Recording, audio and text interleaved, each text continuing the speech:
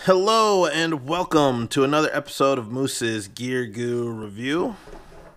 I'm Moose, and today I have another knife review, and this one is kind of a unique one. It is definitely a collector's knife, and that is the Spyderco Stretch. Spyderco Stretch. Alright, so I'll go over some specs and we'll get talking about this guy. So the overall length is 7.94 inches. The blade length is 3.5 inches. The cutting edge on this knife is 3.19 inches. The blade thickness is 0.13 inches. The overall handle length is 4.44 inches. The handle thickness is 0.42 inches. And the overall weight for this full-size folder is 3.4 ounces. So it's under the 4-ounce mark, which is always nice.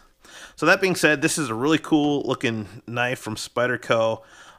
They have a couple variations of it in either G10 or this FRN, fiberglass reinforced nylon handles, and a couple of different color combinations. And with those color combinations, it shows kind of what the steel is. Now, I think the basic model of this knife, the steel is a VG10, but this is kind of a special edition, both with the handle color and with the blade steel.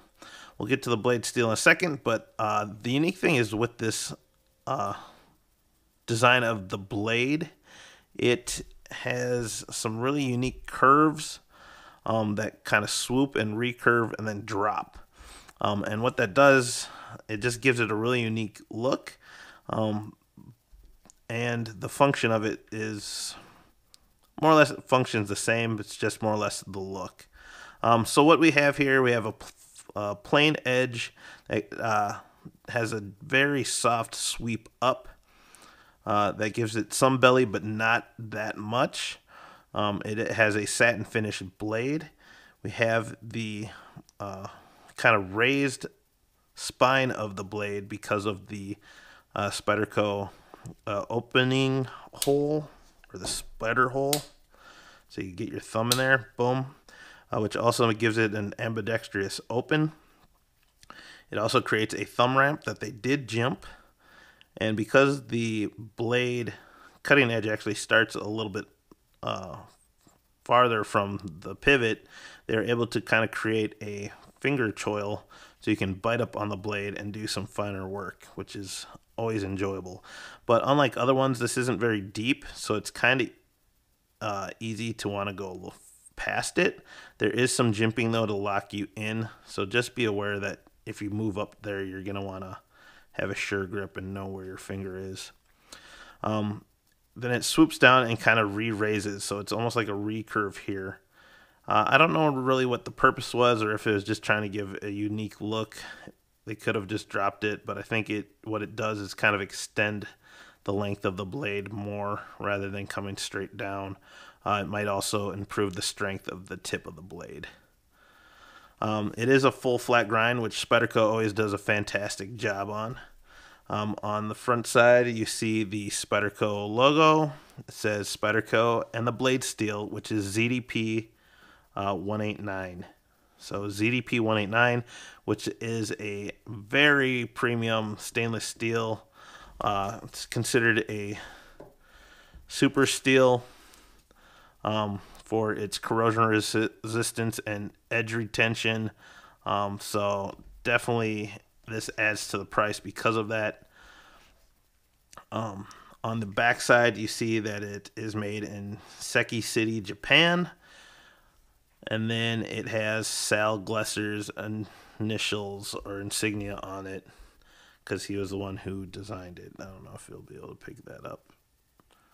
Boom. So now the color of the handle usually isn't picked up too well on camera, but this is considered British racing green. So it's kind of like a forest green color. Looking into the handle, it's very similar to the Delica and Endura handles, where it's a lock back, mid lock, and there's champering along the edges to really give it more comfort in hand. It is lightweight material. When you look inside, you can see that the liners are recessed into the handles and they are milled out to reduce weight. On front, you have the bidirectional texturing that is typical with this style of handle, and it actually locks in very well. It has the Spyderco emblem with the name of the knife underneath, which is always helpful when you're doing a review and you don't know what knife you're grabbing. And then on the back side, we have Spyderco's typical kind of like hourglass pocket clip. And I always like the design feature that the pocket clip fits onto that smooth part so that when you're sliding it in and out of your pants, it's not getting cut on the textured, bidirectional textured grip, but it's sliding along that smooth part, which is nice. As you can see, the knife itself is four-way positionable. It has a four-way positionable pocket clip, tip up, tip down, left or right hand carry, and because it's a lockback with the finger hole opening, it is a true ambidextrous knife. So for you lefties, it's a good one. It's not all pin construction. They are T screws. I don't even know what the proper name is. I know it's like a T6 or T8, but it's the star bitted screws that hold it in place. That being said, it just opens nicely, locks open, and you have great grip with that really nice jimping on there. So, oh yeah, the other thing is with that ZDP, they also came out with other knife in the line that matches it, and that's, I believe this is the Ladybug. So, same steel, same color. And you can more or less collect them as a set if you can get a hold of them. So, very cool.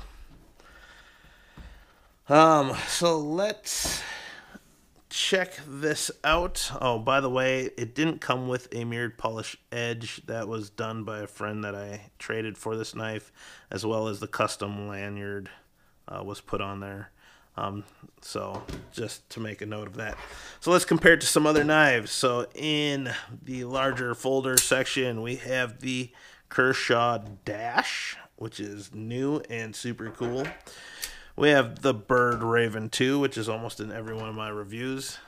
And because it's Spyderco, we'll even throw in the PM2, and we'll throw in... we'll do the H&K Access.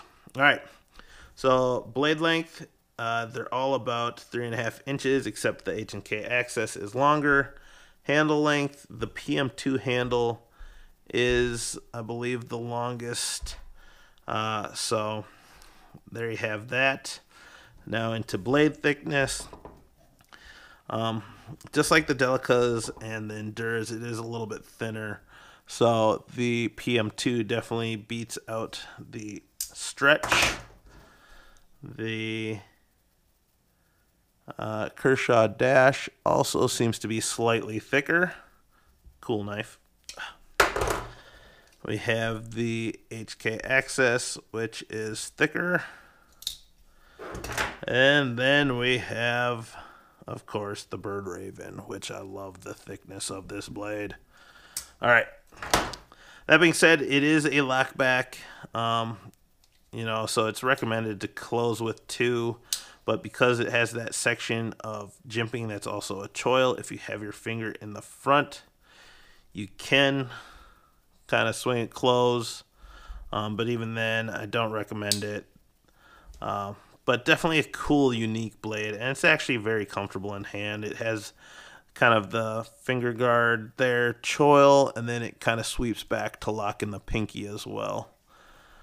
And it's comfortable in pretty much every grip, so cool handle design. The last test, as per usual, is the ugly brown glove test. Feels great. The bidirectional texturing just grips into this clumsy, bulky glove. The jimping locks my thumb in place. This knife isn't going anywhere. Even on that forward finger choil, I just have a really killer grip. yeah, this knife is rock solid. As far as the locking mechanism, you know, you can push through, easy to access. I can feel it go, so easy. And then deployment, that thumb hole is nice and big, and I just easy. So definitely passes. This is one of the better knives for passing the ugly brown glove test. I give it like 98%, so excellent job on that. And yeah, that's about it to be said for this guy. So this is the Spyderco Stretch. It's limited edition, I think, or it was being made for a little bit, and I believe it has now been discontinued for 2017. So if you are a Spyderco collector and you don't have this one yet, definitely check it out. Definitely pick it up. I think it's around $100. They should still be making the regular edition. If not, pick one of those up. They'll be a little bit cheaper, the VG10 versions. And then they also have some with G10 handle scales, so check those out as well. Thank you for checking out this video. Please like, subscribe, and comment. Check the eye in the upper right hand corner for other links to some of my other knife reviews and unboxings and gear reviews. Other than that, have a great day, and I'll see you outside.